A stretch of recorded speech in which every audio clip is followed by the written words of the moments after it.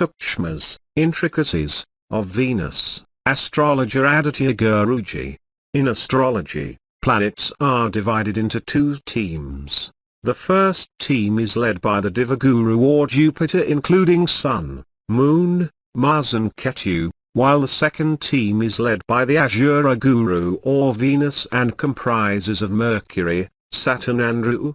Precisely these teams are also referred to as divine and materialistic teams. If Jupiter is a benefic in a horoscope and is also powerful, then the native would lead a principled life with his actions demarcated clearly and conferring to the principles. In horoscopes with Venus as the benefic, and if he also happens to be powerful, the native would be determined to lead his life at any cost irrespective of the path chosen. Success would only be his ultimate goal.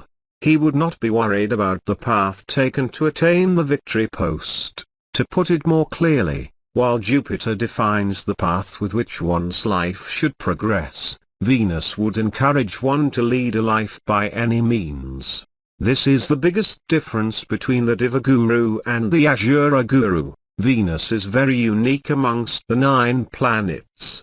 He has a very special significance in Vedic astrology which others do not possess. While the luminous planets Sun and Moon are solely responsible to bestow Raja Yoga to make one a king or at least wield authority equivalent to that of a king. I had indicated in the previous chapter that the support of Panchabhutha, 5 elemental planets, viz., Jupiter, Venus, Saturn, Mercury and Mars is essential for the Raja Yoga attributed by this duo, leaving alone the Sun and Moon, when the remaining 5 planets, also called as the Kujadhyaiva, the 5 some including Kuju or Mars, attain ownership or exaltation when placed in angular houses, give rise to Pancha Mahapurusha Yoga. The native with this yoga would be significantly noticeable in his domain and would shine as a great personality. The yoga bestowed by Venus is called Malavya Yoga, which is one amongst the noteworthy. This yoga occurs when Venus attains ownership or exaltation due to placement in angular houses from the ascendant. Claims of a few that such yogas, to give beneficial results with placement in angular houses counting not only from the ascendant but also from the placement of Moon, are incorrect. These yogas are some special arrangements with respect to the ascendant only. In circumstances when ascendant is weak and the Rasi takes over to give the results of ascendant, then these yogas would also give beneficial results when the placement is in angular houses from Moon. Amongst the Pancha Mahapurusha Yoga, revered by our scriptures, the Malavya Yoga bestowed by Venus alone would be giving results to everyone born in this world without any differentiation. None other planet other than Venus has this unique quality. To put it differently, Venus alone would attain ownership or exaltation in angular houses for all ascendants. None of the other planets have this specialty. Why does Venus have this specialty, which is not characteristic of even the principal benefic Jupiter? What is the reason for his unique significance amongst the 9 planets? Our scriptures are divided in attributing the principal beneficiary status between Jupiter and Venus. Great personality Kalidasa has chosen to list Venus followed by Jupiter, then Mercury, followed by waxing Moon too as the order of beneficiaries. I would give the intricate details on this topic subsequently when I find time. I would further elaborate only on the planetary intricacies here. For example, Mars and Saturn own one each of a movable and fixed signs and thereby attain ownership status or exaltation with placement in angular houses for 8 movable and fixed ascendants. Sun and Moon being owners of only one ascendant each would attain ownership status or exaltation with placement in angular houses for 8 movable and fixed ascendants. Being the owner of 2 dual sign ascendants, Jupiter would attain ownership status or exaltation with placement in angular houses for 8 movable and dual ascendants.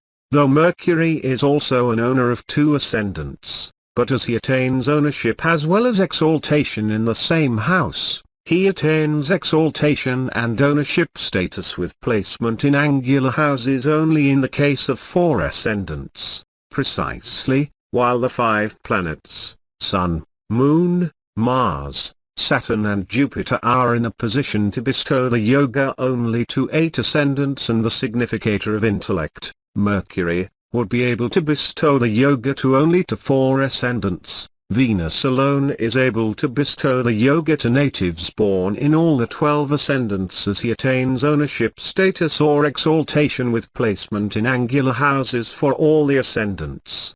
I had indicated earlier while explaining the intricacies of Mercury, that he would become powerful when placed in angular houses only in the case of 4 ascendants. Similarly, this intricacy of Venus has been indicated by me a few years ago. But as it is important to elaborate further in this special article on Venus, I would explain the details further.